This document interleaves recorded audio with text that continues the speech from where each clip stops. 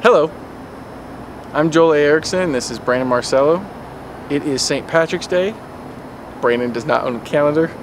That's why I have green on and he doesn't. I'm wearing green, Joel. Anyway, we're just going to leave that where it sits.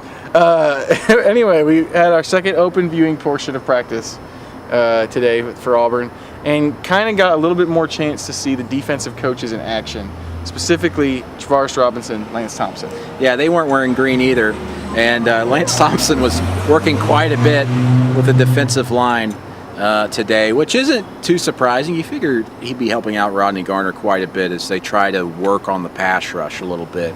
And then also Travaris Robinson was working with Will Muschamp, with the linebackers in the secondary. There were both of those groups early in practices, in the practice that was open, doing like some read drills, just telling them where to go with certain looks. So interesting to watch, something we didn't really see a lot under the previous staff, with them working together with their groups, but not all too surprising considering, Will Muschamp's pass and the way he likes to try to work the defense. One thing to remember, Lance Thompson coached the defensive line at Tennessee, so this isn't anything new for him.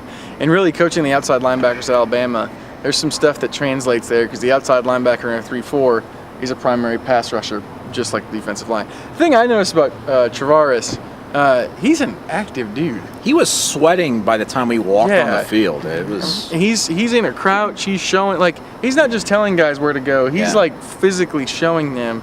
And Auburn's kind of got a couple of coaches like that now. Damien's kind of like that. Yeah.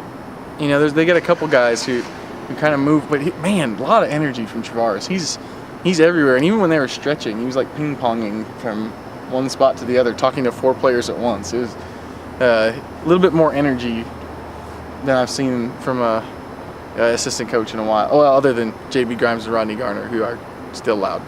Yeah, J.B. Grimes will always be J.B. Grimes, getting the best out of his guys.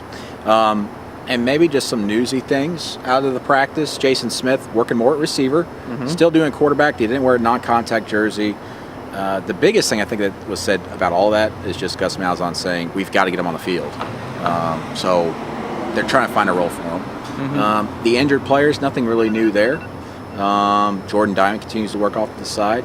Kind of just business as usual for practice. But watching the assistant coaches was pretty interesting.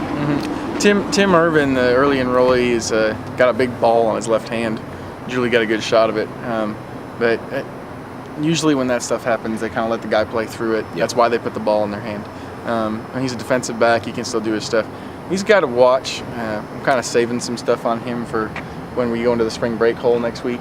But he's a guy that's been kind of plugged in right away to the defense. Anyway. Is a spring break hole like a foxhole? What was that? Spring break hole? It's way more fun than a foxhole. Doesn't sound as fun as a beach, though. True. Doesn't sound as fun as a beach.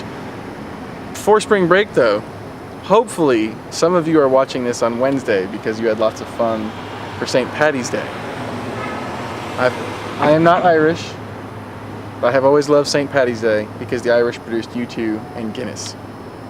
2 of my favorite things. It's beer. Thanks for letting us fill up your life with humor and football news at AL.com.